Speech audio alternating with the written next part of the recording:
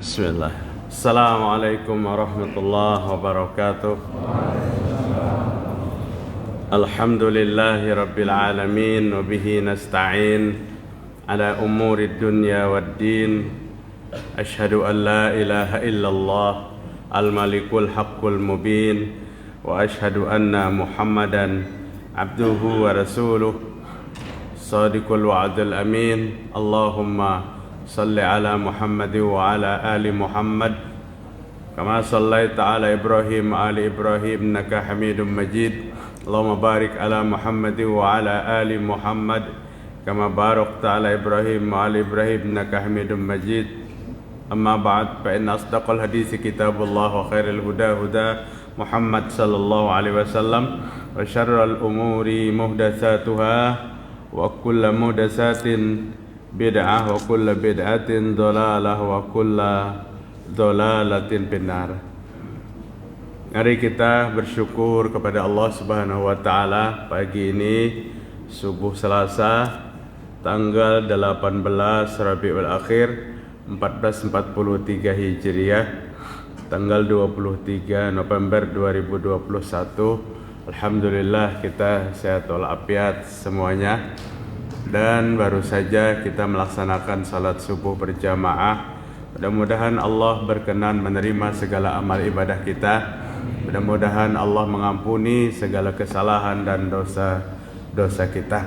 Para jamaah sekalian rahimakumullah, kajian malam tadi di Masjid Hasanuddin Majdi membicarakan tentang orang-orang yang terlaknat. Penting juga ini kita bicarakan karena kita tidak mau dilaknat. Kalau kita tidak mau dilaknat, kita jangan mengerjakan pekerjaan yang terlaknat. Ternyata banyak sekali dari hadis-hadis yang sahih yang Nabi sampaikan tentang orang-orang yang dilaknat itu. Salah satu di antaranya yang kita sampaikan subuh Senin di Munawarah ada 6 golongan. Malam tadi ada 4 golongan, sudah 10 golongan yang dilaknat oleh Allah Subhanahu wa taala. Siapa 10 golongan itu? Yang pertama kata Nabi sallallahu alaihi wasallam, orang yang dilaknat itu orang yang dilaknat adalah orang az-zaidu fi kitabillah, menambah-nambah Al-Qur'an. Yang kedua al-muqazzibu biqadarillah, orang yang mendustakan takdir, kejadian musibah yang menimpa kepada diri dan keluarganya, tidak percaya itu datang daripada Allah Subhanahu wa taala, atau paling tidak pada saat musibah itu datang daripada Allah, mencari solusi di luar daripada jalan Allah Subhanahu wa taala. Kemudian wal mutasallitu bil jabarut wa yu'izzu man azallahu Allah wa yuzillu man a'azzahu Allah. Orang yang dilaknat yang ketiga adalah seorang pemimpin yang sombong, yang menghinakan orang yang dimuliakan Allah dan memuliakan orang yang dihinakan oleh Allah. Patut juga bagi para pemimpin untuk memperhatikan siapa yang diayomi dan siapa yang tidak. Artinya apa? Jalan seorang pemimpin harus sejalan dengan Allah Subhanahu wa taala. Apabila orang yang dimuliakan Allah, itulah yang patut dimuliakan. Jangan terbalik. Yang dihinakan Allah dimuliakan, yang dimuliakan Allah dihinakan. Yang dilaknat berikutnya adalah orang yang menghalalkan apa yang diharamkan oleh Allah. Jelas itu haram, jangan ragu-ragu menyatakan bahwa itu haram. Jelas itu halal, katakan itu adalah halal. Jangan fatwa bercabang. 3 tahun yang lalu haram, 3 tahun berikutnya halal karena menduduki satu jabatan. Itu tidak boleh. Kemudian wal mustahilu min itrati ma haramallah. Yang kelima yang dilaknat Allah, keluargaku, zuriatku, kata Nabi, yang melakukan apa yang diharamkan Allah taala. Artinya istilah wayah ini itu kadada kebal hukum siapapun pelaku, sampai Nabi SAW katakan keluargaku jangan melakukan yang diharamkan Allah Ta'ala. Kadang-kadang kita menyandarkan, oh sidin itu kada apa-apa, bahalang kah, bubujur kah, sidin itu juriat Nabi. Tidak ada itu bagi Rasul Sallallahu Alaihi Wasallam. Kemudian yang berikutnya, watarikul sunnati, orang yang meninggalkan sunnahku. Hadis ini diriwayatkan Imam Muslim, diriwayatkan Imam Tirmizi dan Hakim dalam hadis yang sahih. Malam tadi ditambahi 4. Siapa yang dilaknat Allah Ta'ala? La'anallahu man zabaha li ghairillah. Allah melaknat orang yang menyembelih sesembelihan bukan karena Allah Ta'ala. Bismillah menyembelihnya, tapi hilang kepala kerbaunya. Hilangnya digali lubang, ditanam di dalam tanah. Palas, ujar orang Bahari. Padahal sebijian kepala kerbau itu cukup dirawon. Gasan milat, ujar Ustaz tadi malam ini kambing dibocorkan sidin badahul. Artinya apa? Jangan memotong binatang yang halal dengan disembelih itu dipersembahkan kepada Allah Subhanahu wa Ta'ala. Lagi kami masih halus bersepeda dari Martapura atau ke kubur Syekh Arsyad Al-Banjari ke Kelampayan situ.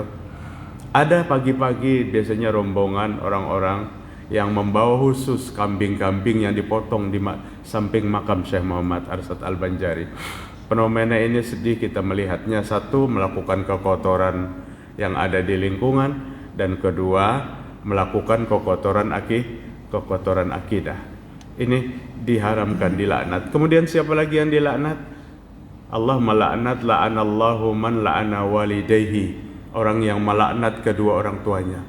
Sahabat sampai bertanya, adakah ya Rasul seorang anak tuh yang melaknat kedua orang tuanya? Ada, kata Nabi Sallallahu Alaihi Wasallam. Bagaimana caranya dia melaknat kedua orang tuanya? Dia laknat orang tua orang lain. Orang lain yang dilaknat orang tuanya tersinggung sehingga dia melaknat orang tua yang melaknat. Ini sama dengan melaknat orang tuanya. Artinya urusan laknat lawan laknat tuh tidak akan ada gawian manusia. Itu gawian Allah Ta'ala. Rahmat dan laknat, dua sifat yang berseberangan, datang kepada setiap manusia dalam waktu yang berbeda. Apabila seseorang dapat rahmat pasti kada dilaknat. Tapi apabila seseorang dilaknat, pasti hidupnya kering dengan rahmat Allah Subhanahu wa Ta'ala. Apalagi dengan kedua orang tua yang menyebabkan kita terlahir ke dunia ini. Hati-hati perkataan kita.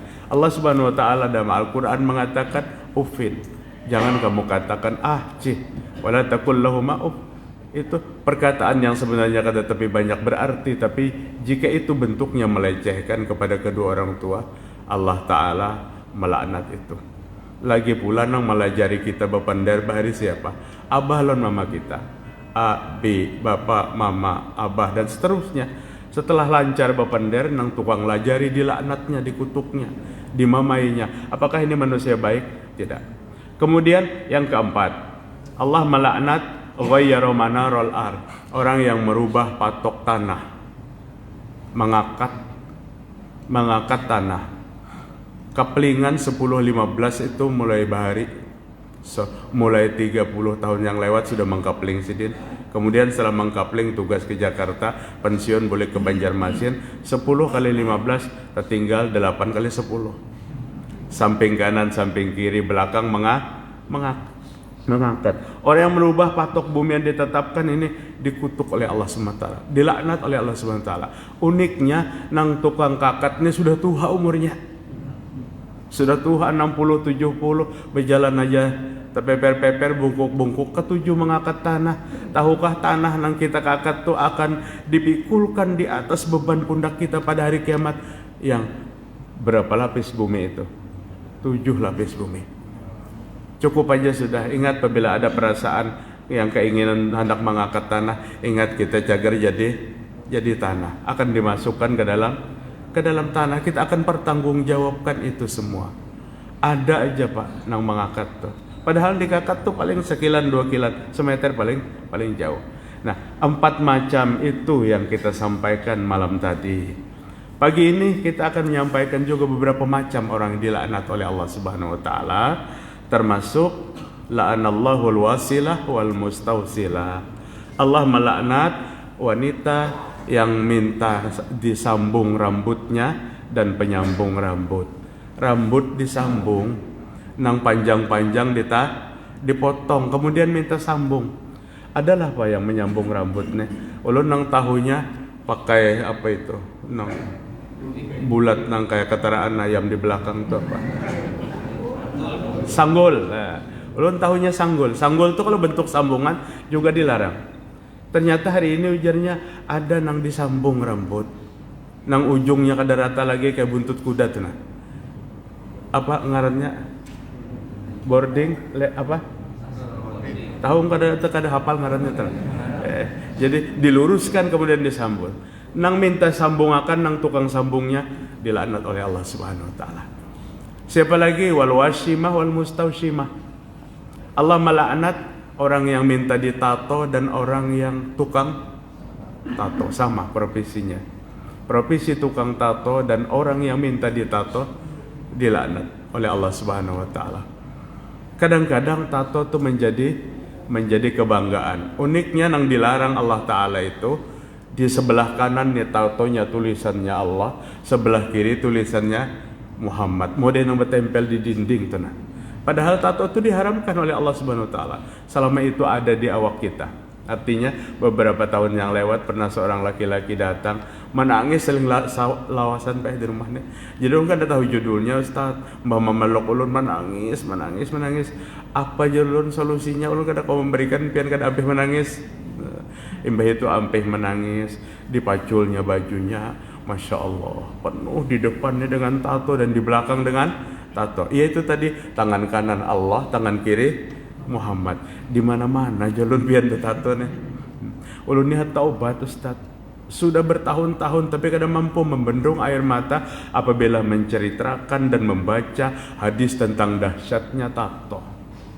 Sampai dalam satu hadis qudsi dijelaskan kita bukal wasyam kata Allah. Pada saat syaitan iblis bertanya kepada Allah, apa bacaanku, apa kitabku, apa rumahku, di mana tempatku tinggal, makananku apa? Dijawab oleh Allah, ta'amuka malam yazkur ismallah.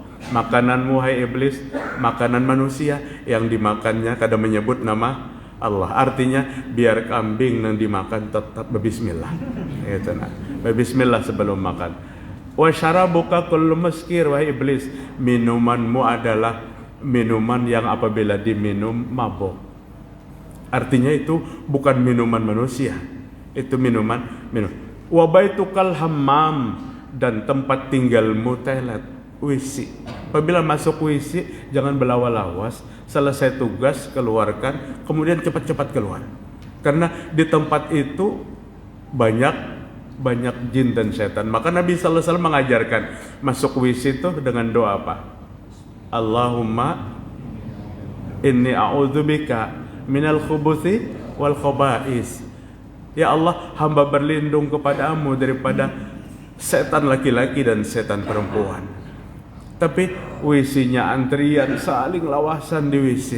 Apa tadi gawian membalas WA salingnya di WC? Kenapa maka di WC itu jelas tempat setan. Nah, wa kitabukal wasyam. Kitabmu adalah tato-tato yang ada di badan manusia. Auzubillahi min dzalik.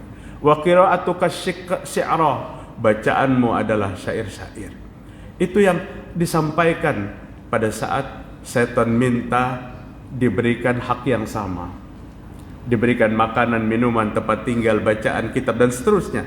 Nah, jemaah sekalian rahimakumullah, pada saat kami berhadapan dengan seorang laki-laki yang tadi habis sebukuan awaknya dengan tato, kalau dilepas dibuangi, apalagi yang bisa dibuangi? Kadada takuyak awaknya apabila dibuangi sebukuan awak. Apabila ada tato satu atau dua di bahu kanan, bahu kiri, usahakan hilangkan, jangan sampai kita bawa mati. Karena syaitan selalu berada manakala tato itu ada. Tapi pada saat kondisinya tidak mungkin untuk dibuang, ada peluang untuk diampuni Allah jika benar-benar bertaubat. Ujar ulun, pian sudah tepat. Hampir setiap hari sedang menangis apabila mengganang tato itu. Allah akan, insya Allah Allah akan ampuni apabila sungguh-sungguh. Dikuyak apalagi nang dikuyak sebukuan awak. Minta ampun aja banyak-banyak kepada Allah, tapi jangan ditambahi. Mun hari ini minta ampun, esok sebutin ulang tambahannya, itu mahuhulut ngaranyalan Allah Subhanahu wa taala. Jamaah rahimakumullah, memang rasa ada kebanggaan apalah kadang-kadang itu datangnya justru pada waktu seseorang masih remaja, masih pemuda. Anak muda nih kan segala-galanya hendak ditahu, hendak dicobai dan hendak tahu. Jaga masa muda kita, karena pemuda yang taat kepada Allah dapat sanjungan dari Allah Subhanahu wa taala, syabun nasa'afi ibadatillah. Dan Allah malu kepada pemuda yang dalam hidupnya tidak terjebak kepada sesuatu yang dilarang. Allah malu kepada remaja yang mengisi hidupnya dengan ketaatan kepada Allah Subhanahu wa taala. Pemuda yang taat giat beribadah kepada Allah dapat kelas VIP nanti pada hari kiamat. Yang lain kada ada kenaungan, pemuda itu dapat kenaungan bersama 7 golongan bersamanya. Bersama 7 golongan bersamanya. Jamaah sekalian rahimakumullah. Nah, kemudian siapa lagi yang dilaknat oleh Allah? Hadis ini diriwayatkan Imam Tirmizi dalam hadis yang sahih dari Anas bin Malik. Dari Anas bin Malik radhiyallahu an, la'ana Rasulullah sallallahu alaihi wasallam fil khamri asyarah. Allah melaknat 10 macam dalam khamar. Khamar itu minuman keras yang memabukkan tadi. Jadi ada 10 golongan yang terlibat dalam khamar, dalam minuman keras ini yang dilaknat oleh Allah Subhanahu wa taala. Hati-hati kalau kita termasuk di antara satu yang 10 itu. Siapa yang 10 itu? Asiraha, orang yang memerasnya. Khamar di zaman sebelum terlarang itu kan terbuat dari anggur yang diperas dan difermentasi. Diperas, tukang peras anggurnya kalau untuk dijadikan khamar, maka itu dilaknat. Bapak-bapak, ibu-ibu luar biasa. Khamar itu dari dulu jadi kebiasaan. Apapun makanannya, kalau wahine teh botol sosrokan, tapi ulun bukan promosi. Dahulu apapun makanannya, minumannya khamar di zaman sahabat. Dan suguhan-suguhan yang terhormat yang pada saat itu diundang semua sahabat oleh Abdurrahman bin Auf, seorang sahabat yang kaya raya. Dia berikan makanan yang nikmat dan disuguhkan minuman khamar. Selesai makan, minum semua dan teler semua. Waktu salat sampai maka didaulat di antara salah satu sahabat yang menjadi imam adalah Ali bin Abi Thalib. Ali bin Abi Thalib menjadi imam. Berarti solatnya ini solat yang jahar, karena bacaan Ali didengar oleh yang lain. Ali tepuh huruf membaca qul ya ayyuhal kafirun. Tepaling la a'budu ma ta'budun wala antum abiduna ma a'bud. Nah, a'budu ma ta'budun. La a'budu ma, aku menyembah apa yang kamu sembah dan kamu menyembah apa yang aku sembah. Padahal ayatnya, aku tidak menyembah apa yang kamu sembah dan kamu kada perlu menyembah apa yang kami sembah. Ayat ini turun pada saat dadangkot kafir Quraisy membawa bertoleransi tentang keimanan. Hari ini kami Islam, besok kalian ikut agama kami. Salahnya membaca ayat ini menjadikan Allah menurunkan ayat pada saat itu. La taqrabus shalah wa antum sukara. Jangan kalian salat apabila kalian dalam keadaan mabuk. Hatta ta'lamu, sehingga kamu mengerti apa yang kamu ucapkan. Rupanya orang mabuk itu kadang mengerti apa yang diucapkannya. Jadi memang ngelantur, sumpah serapah kadang-kadang, sok pemberani, padahal habis mabuknya takutan juga. Artinya jangan kamu salat, kata Rasulullah SAW, kata Allah Subhanahu Wa Taala, apabila kamu dalam keadaan teler, dalam keadaan mabuk. Itu 4 periode pengharaman khamar itu sampai terakhir, innamal khamru wal maisir wal ansab wal azlam rijsum min amali syaitan fajtanibuh. Khamar, main judi, undi-undian itu pekerjaan daripada syaitan, maka jauhi. Setelah perintah dijauhi itu, nyamannya orang Madinah itu, nyamannya orang-orang yang ada bersama Rasul. Setelah perintah ditinggalkan khamar itu, maka kalau khamar itu di rumah, kada kaya wayahini bebotol-botol itu betajau-tajau. Tapi setelah perintah dilarang, semua yang ada di rumah ditumpahkan. Gang-gang dan lorong-lorong di Madinah itu banjir dengan khamar, dengan minuman keras. Mudah mereka mendapat ayat Allah dan mereka taat kepada ayat Allah. Inilah kepribadian sahabat. Idza tuliyat alaihim ayatuhu zadathum imana. Apabila dibacakan Al-Qur'an, imannya bertambah. Wah, ini Al-Qur'annya dikajalakan kemuhanya, tetapnya kada tahu juga. Nah, bapak-bapak hadirin, siapa lagi? Wa mu'tasiraha, orang yang mengambil hasil perasan, mengambil upah memeras. Orang yang punya anggurnya untuk diperas, dan orang yang mengambil upah untuk diperas 2 kali, memeras. Yang ketiga, wasyaribaha, peminumnya. Bahkan peminumnya urutan yang ketiga. Yang mengolahnya, yang mengambil upah mengolahnya, peminumnya. Wahamilaha, dan orang yang membawakannya. Biasanya pecandu itu kada nukar seorangnya. Ada langganan yang tukarakan ke sana, ditukarakan, dan kadang-kadang uncunya teganal sedikit. Nah, lalu nang tukang bawanya aku ada minum juga, aku membawakan aja, menukarkan aja, sama dilaknat, sama. Jadi kada usah gen profesi untuk itu, profesi untuk mengantar dan mengambil minuman keras. Wal mahmulata ilaihi, dan orang yang memesannya,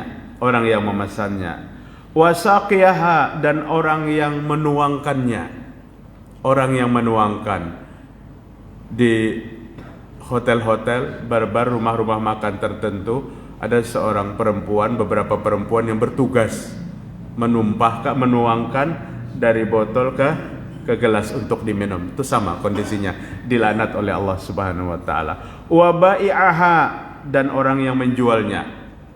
Wa aqala samnaha, dan orang yang memakan harga jualannya. Wal mustarilaha, orang yang membelinya. Wal mustahratu lahu, dan orang yang membelinya untuk yang lain. Aku menukarkan aja, aku kada minum, sama. Jadi 10 macam kata Nabi sallallahu alaihi wasallam manusia yang akan dilaknat oleh Allah, yang berhubungan dengan apa? Yang berhubungan dengan miras. Artinya miras itu betul-betul sesuatu yang diharamkan oleh Allah Subhanahu wa taala. Dan keharamannya itu ada sejak zaman Nabi Muhammad sallallahu alaihi wasallam. Siapa lagi yang dilaknat? La'anallahu ar-rashi wal murtashi. Allah melaknat yang menyogok dan yang menerima sogok. Urusan sogok menyogok, dalam hadis yang lain, ar-rashi wal murtashi wa huma finnar. Penyogok dan yang disogok, keduanya nanti akan berkumpul di neraka. Kehidupan penuh dengan sogokan hari ini. Karena kehidupan penuh dengan sogokan, maka yang tampil itu bukan yang terbaik. Yang tampil itu orang yang berani besar sogokannya, maka bukan yang terbaik. Pada saat kita mencoba memilih orang yang terbaik, kada dapat, karena kada kau menyogok. Tapi nang kencang sogokannya itu yang tampil, maka apa yang terjadi? Kerusakan. Inilah dampak manakala Rasul sallallahu alaihi wasallam melarang penyogok dan menerima sogok. Aku kada penyogok, aku kada menerima sogok, aku mengantarkan sogokannya aja, sama. Nang tukang bagi-baginya sama. Maaflah, Pak RT kadang-kadang dimanfaatkan. Jadi jalan aja yang baik-baik, jangan mengantarkan sogok. Karena satu sogok yang kita antarkan, maka kita andil dalam kerusakan sebuah bangsa dan negara. Andil besar berbuat kerusakan, karena yang tampil orang yang kada baik. Ini kerasnya Islam melarang tentang itu. Nang menyogok, nang mengantarkan sogokan, nang menerima lain sogok, aku diberi hadiah aja. Apabila sidin memberi hadiah, mungkin ada sidin hendak tampil. Jadi jangan ada uang uang pelicin lah. Uang pelicin jadinya. Nauzubillah min dzalik. Bapak-bapak, pantas Allah Subhanahu wa taala melaknat. Allah melaknat orang yang menyogok dan orang yang menerima sogok. Dalam hadis lain, orang yang memfasilitasi antara penyogok dan penerima sogok. Nauzubillahi min dzalik. Kemudian yang berikutnya, la'ana Rasulullah SAW an-naihata wal mustami'ata.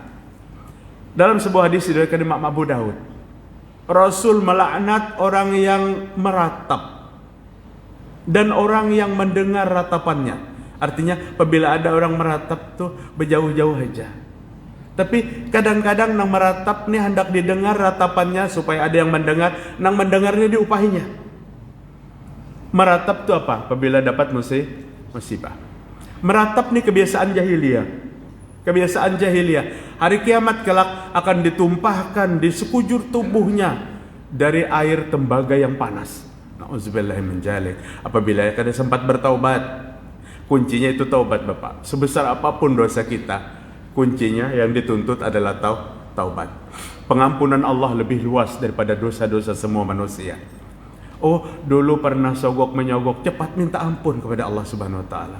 Minta ampun kepada Allah. 5 tahun berikutnya maju lagi, sogok lagi. Oh, mau ulu ngarannya tuh. Mulut. Jadi pernah melakukan sesuatu umpamanya merintih, meratap, minta ampun yang banyak kepada Allah Subhanahu wa taala dan jangan mengulangi lagi. Arti taubat itu menyesal atas perbuatan masa lalu dan tidak akan mengulangi lagi.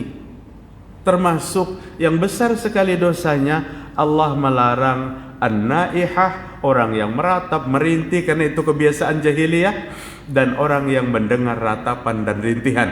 Artinya apabila ada keluarga yang kehilangan kendali pada saat ada yang meninggal dunia, kemudian rintihan, dan coba kita nasihati, arahkan dia kepada jalan Allah Subhanahu wa taala. Kemudian yang terakhir, Bapak-bapak, bukan yang terakhir, masih banyak kayaknya adalah la'ana Rasulullah sallallahu alaihi wasallam akal riba. Rasul melaknat pemakan riba. Riba itu apa, Gerang? Apabila meminjam 100.000 bayarnya 125.000, itu riba. Dimanapun Rasul melarang orang yang memakan riba. Siapa yang dilaknat oleh Nabi Muhammad SAW? Wa muwakilahu, orang yang menyetorkan dana riba itu. Berjanji berapa tahun? 3 tahun. Tiap bulan nih menyetorkannya. Kemudian wakatibahu, tukang catatnya, setorannya melenceng kalau kada dicatat, dilaknat juga. Wasyahidaihi, dan 2 orang saksi yang bersaksi atas transaksi riba itu.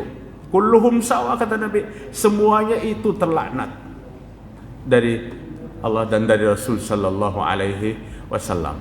Nah, jamaah sekalian rahimakumullah, siapa lagi yang dilaknat? Allah Subhanahu wa taala katakan dalam Al-Qur'an, walladzina yanquduna ahdallahi min ba'di mitsaqih wa yaqta'una ma amara Allahu bihi ay yusala wa yufsiduna fil ard ulaika lahumul la'natu wa lahum su'udar. Ayat 25 surah Ar-Ra'd ayat 25. Ayat yang sama ada pada surah Al-Baqarah 27. Alladzina yanquduna ahdallahi min ba'di mitsaqih wa yaqta'una ma amara Allahu bihi ay yusala wa yufsiduna fil ard ulaika humul khasirun. Tapi pada ayat 25 Ar-Ra'd Allah katakan 3 golongan ini orang yang dilaknat oleh Allah Subhanahu wa taala dan akan Allah campakkan pada tempat yang terburuk di akhirat. Neraka tentunya, neraka. Ulaika lahumul la'nah. Mereka itu dilaknat oleh Allah dan dicampakkan ke tempat yang paling buruk. Siapa? Alladzina yanquduna ahdallahi min ba'di mitsaqih. Orang yang melakukan pengkhianatan terhadap Allah, pengingkaran janji terhadap Allah setelah dia membuat perjanjian. Kapan kita membuat perjanjian dengan Allah? Setiap manusia itu berjanji kepada Allah Subhanahu wa taala.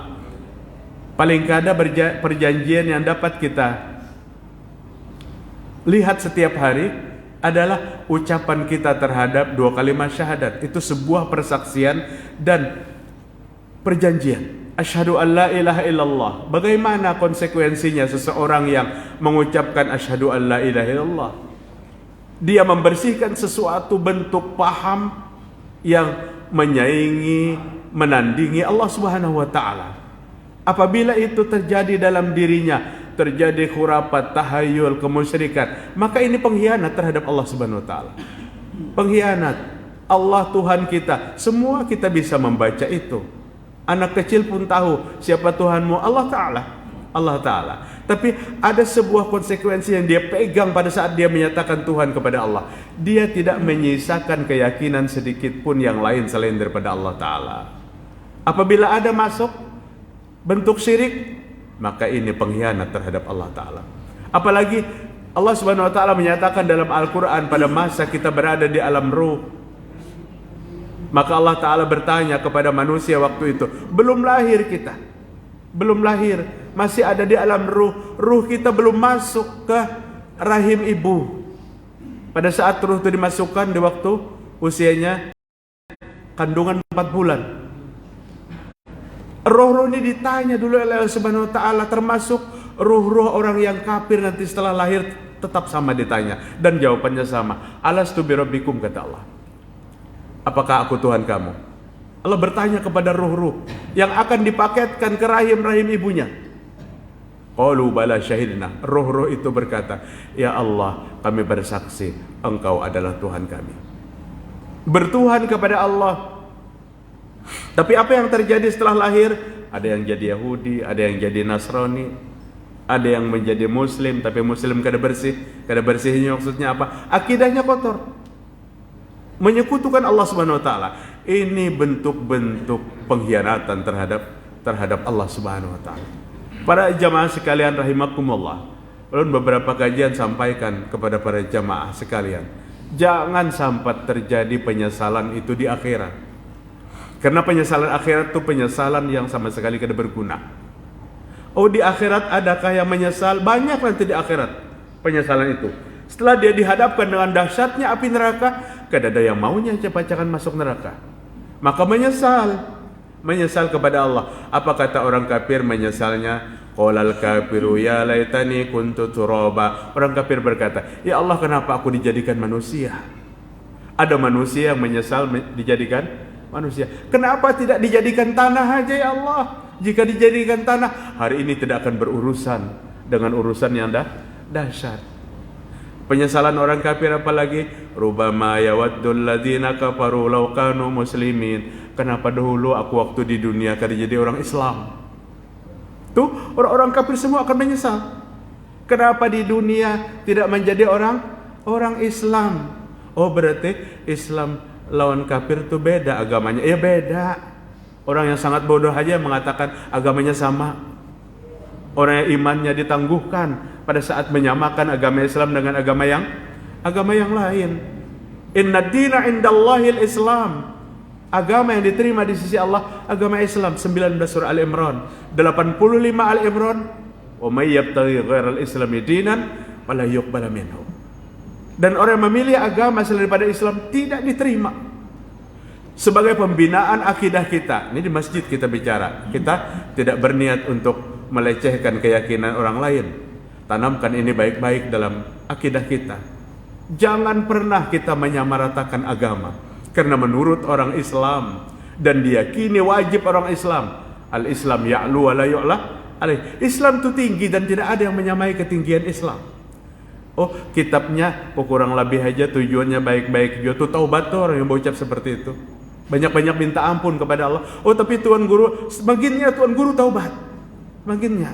Inya tahu, tapi inya kenapa mengatakan hal-hal yang seperti itu? Memang Rasulullah SAW sudah katakan, bapak-bapak, akan datang satu masa kepada umatku dajjalun kadzabun, dajjal yang pembohong. Dajjalun itu kalimatnya jamak. Kalau Rasul menyebutkan, Allah menyebutkan Dajjal yang akan turun pada hari kiamat dalam Al-Quran, Al-Masih Dajjal. Doa itu dipinta oleh Nabi kepada Allah setiap kali salat. Allahumma inni a'udzubika min azabil qabri wa min azabin nar wa min fitnatil mahya wal mamat wa min fitnatil masihid Dajjal. Ya Allah, hamba berlindung daripada apa? Daripada Al-Masih Dajjal. Tapi Nabi mengatakan dalam hadis diriwayatkan Imam Muslim, lahir akhir zaman tuh dajjal pembohong. Artinya banyak dajjalnya. Apa profesi dajjal pembohong itu? Ya'tunakum bil ahadis. Mereka akan bercerita tentang agama tapi ceritanya bohong. Malam ta'lamu antum wala abaukum, yang kalian dan bapak-bapakmu kada pernah mengerti, itu bagian daripada Islam pada masa yang lalu. Kadada para sahabat Nabi itu mengatakan itu bagian daripada Islam. Tapi lahir dajjal pembohong yang akan bercerita tentang kebohongan terhadap agama kita. Dan itu bahagian daripada fitnah dajjal. Apabila itu kami temui kayak apa wahai Rasul? Apabila itu ditemui bagaimana wahai Rasul? Maka kata Nabi, janganlah engkau mengikuti mereka. Jangan diikuti. Putuskan hubungan dengan mereka. Jamaah sekalian rahimakumullah, itulah tantangan kita, tantangan Islam ini pada masa-masa yang akan datang. Sehingga Allah Subhanahu wa taala katakan, orang yang dilaknat, orang yang melakukan pengkhianatan terhadap Allah. Orang yang melakukan pengkhianatan terhadap Allah, orang yang mengaku Allah Tuhan kita dan wajib kita mengesahkan Allah, tapi bertebaranlah kemusyrikan itu di mana-mana. Syirik itu bertebaran di mana-mana. Kajian tentang tauhid ini seolah-olah tiap kesempatan harus disampaikan. Karena perusak-perusak ketauhidan ada sejak zaman terdahulu. Dari nabi ke nabi, dari nabi ke nabi, dari nabi ke nabi. Uniknya syirik orang terdahulu itu apabila diuji oleh Allah dengan bencana, maka mereka kembali kepada Allah Ta'ala. Itu syirik-syirik masa lalu. Tapi syirik modern ini, yang katanya orang serba cerdas, apabila diuji oleh Allah dengan satu bencana, maka menyelesaikan bencana itu dilakukan kemusyrikan yang lebih besar lagi. Sehingga syiriknya kerbampihan. Solusinya dengan syirik lagi. Ada musibah, syirik lagi solusinya. Dan ini pengkhianat terhadap Allah Subhanahu wa taala. Kalau kita setiap pagi sore menyatakan di hadapan Allah, raditu billahi robba wa bil islami dina wa bi Muhammadin nabiyyan wa rasula wa bi Muhammadin rasula. Hamba ridho bertuhan kepadamu ya Allah, hamba ikhlas bertuhan kepadamu ya Allah. Orang yang ikhlas bertuhan itu kepada Allah seperti apa? Jauhkan segala bentuk kemusyrikan dalam akidah kita. Orang yang syirik kepada Allah, orang yang tidak ikhlas bertuhan kepada Allah Subhanahu wa taala. Siapa lagi yang dilaknat? Wa ma walladzina yanquduna ahdallah min ba'di mitsaqi wa yaqta'una ma amara Allah bihi ayyusala. Ulun tambahi pala. Jadi biar pian isyraqnya langsung berdiri setelah selesai. Kalau ini ditutup pian menunggu dulu. Jadi biar ditambah minta reda ulun sedikit ditambah. Dan orang yang memutuskan tali silaturahim ini orang dikutuk oleh Allah Subhanahu wa taala. Pada saat Allah memerintahkan silaturahim itu dijaga. Uniknya putusnya silaturahim itu bukan dengan orang lain, tapi dengan saudara kandung sendiri. Oh, kenapa dia putus dengan saudara kandung? Berbeda sedikit bagian warisan. Na'udzubillah min dzalik. Bahkan bukan saudara kandung, ibu yang melahirkannya dan mengandungnya 9 bulan di dalam rahimnya dilaporkannya ke polisi kena salah bahagian tentang waris. Masya Allah, sudah segila itukah manusia tentang berpikir harta, sehingga tidak membedakan lagi yang mana yang tepat. Orang memutuskan tali silaturahim, ini orang dikutuk oleh Allah Subhanahu wa taala. Dan kerugian orang yang memutuskan silaturahim itu tidak mendapat bagian pengampunan 2 kali seminggu. Allah membagi pengampunan gratis itu 2 kali seminggu. Setiap hari Senin, setiap hari Kamis. Makanya Nabi menyuruh kita berpuasa Senin Kamis itu pada saat amal-amal kita diangkat dan Allah mengampuni. Tapi 2 yang kada dapat pengampunan 2 kali seminggu. Pertama orang yang syirik kepada Allah, yang kedua orang memutuskan tali silaturahim. Puasa pun 20 tahun kada betaguran untuk tetangga. Puasa Pak 20 tahun kada diampuni dosa. Celaka ini. Celaka. Jangan putuskan silaturahim. Lembutkan hati kita yang keras. Pada saat ada permasalahan kita berbeda, biar aja kita kah nang tuha badahulu menagurnya kada apa-apa. Kadang-kadang maaf anak muda gengsi dengan menagur, atau yang muda lebih dulu menagur, sehingga terjadi kembali yang 20 tahun itu cair. Artinya kada ada lagi permasalahan dalam rumah tangga. Memutuskan silaturahim kepada keluarga terutama lebih utama itu dilarang, dan kepada siapapun. La yadkhulul jannah qati'un, kata Nabi. Tidak akan masuk surga orang yang memutuskan tali silaturahim. Nauzubillahi min dzalik. Karena apa para jemaah sekalian? Pertemanan, persaudaraan dalam Islam itu bermanfaat dunia dan akhirat. Persaudaraan dalam Islam itu bermanfaat dunia akhirat. Apa kira hari ini kita berkumpul di Masjid Muhajirin pagi ini seperti ini? Tidak. Kita berharap kita nanti berkumpul berdataan di mana? Di surga. Mau kan Pak? Ya, siap. Kurang kompak Bang jawabannya tuh. Kita kan berkumpul pagi ini di sini, kita berharap berkumpul di surga. Bisa. Kata Imam Az-Zahabi, pada saat kalian nanti masuk surga, kalian tidak menemukan aku di dalamnya, maka tanyakan kepada Allah, ya Allah, di mana guru kami, di mana syekh kami? Jika Allah katakan aku di neraka, mintalah kepada Allah kalian agar aku dibangkitkan dari neraka, dimasukkan ke surga. Ini syafaatul mukminin, syafaat orang yang beriman, dan itu bisa berlaku manakala kita menjalin ukhuwah dalam kebaikan. Berlakukah syafaat itu menjalin persaudaraan dalam usaha? Tidak, sekalipun kita bersarikat dalam usaha tidak dilarang. Tapi syafaat orang beriman ini akan berlaku manakala kita menjalin persaudaraan dalam iman. Ya Rasul, ulun sayang benar lon sahabat nang lewat tuh, kata sahabat Nabi bersama Nabi. Kata Nabi, sudah kamu beritahukan dia? Belum wahai Rasul. Kejar dia, beritahu dia bahwa kamu mencintainya karena Allah. Dikejarnya Pak, sahabat itu. Kemudian berhadapan dia berkata, saudaraku, aku sayang benar lo nikam karena Allah Ta'ala. Kata saudaranya yang dikejar tadi, ya Allah, kasih sayangilah dia karena dia mengasihi sayangiku karena engkau. Persaudaraan Islam berjawab dengan saling mendoakan. Jangan putuskan tali silaturahim. Uniknya sesama Islam berceleng-celengan.